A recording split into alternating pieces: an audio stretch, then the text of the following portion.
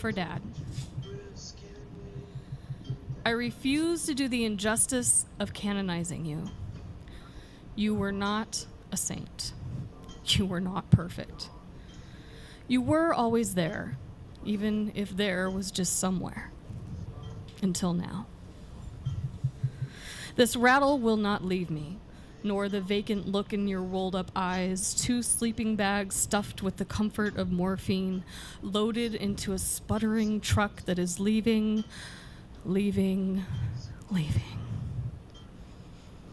He was a gentleman. He left like a gentleman, she says, when I tell her there was no violence, no arching of the back, no last gasps or words, no post-mortem chest constrictions, no evacuation, just 13 hours of listening to him try to breathe and finally failing. He was the closest thing I've had to a father for a lot of years, my sister cousin says. She's not the only one to say this to me. She pulls one side of the oxygen tubing from his nostril while I pull out the other side. We both cry at the ruts left in his cheeks and the silence of the machines. Her back is stiff, her eyes straight forward. You'd never guess it was her brother, her best friend, we're discussing pulling off life support. Our family's not supposed to show pain. My arm sulks useless from her shoulder, embarrassed by its blatant attempt at compassion. She goes home and drinks herself to sleep, and somehow I've gained more respect for her than ever before. Crossword puzzles, Kurt Vonnegut, John Ricci, homework, hamburger and rice, strawberries, coffee, texting. Distractions don't work. Talk to him and hope he can hear me. Rub his arm, hold his hand, tell him I love him every time I leave the room. Stare at his face, watch his stomach quiver. Match my breathing with the harsh up, down of his chest. Meditate. Using his breath.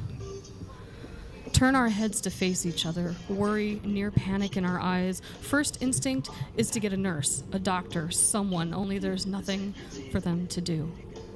We've asked he not be saved. It sounds like he's getting less air, she says, voice cracked like fine porcelain in heavy hands. It sounds like he's drowning, I say. Stand, lean over his bed, watch more closely. Note nothing changes but the depth of his breaths. He's been treading deep, ragged waters for 12 hours and is now slowly drifting to shore. Can barely see the air fill him now. Nurse walks in. Can't see his chest move now. Nurse puts stethoscope to his chest. Is he gone? I ask. Sister cousins turn into each other, wrap around each other, tears in my hair, on my face. He has 2 or 3 respirations left. His heartbeat's very faint. Turn back to the bed. He's still. All is still.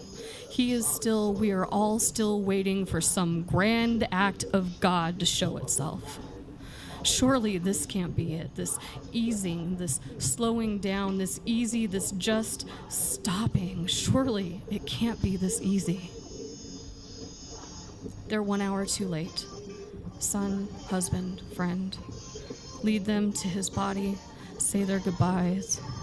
Bakim moves the bed rail so I can reach Dad's forehead to kiss him one last time, and the nurse interrupts. She asks if I would like to donate my father's body to science.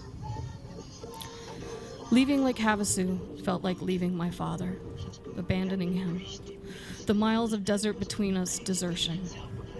Coming back to my life makes his death more real. I resisted the urge to write "We miss you" on the chalkboard above his bed before leaving the room he spent his final year in. These things break me. The robe I gave him for Christmas, his sandals on the floor, his wallet and computer on the desk.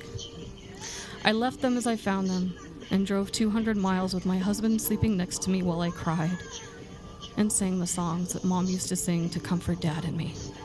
Thank you.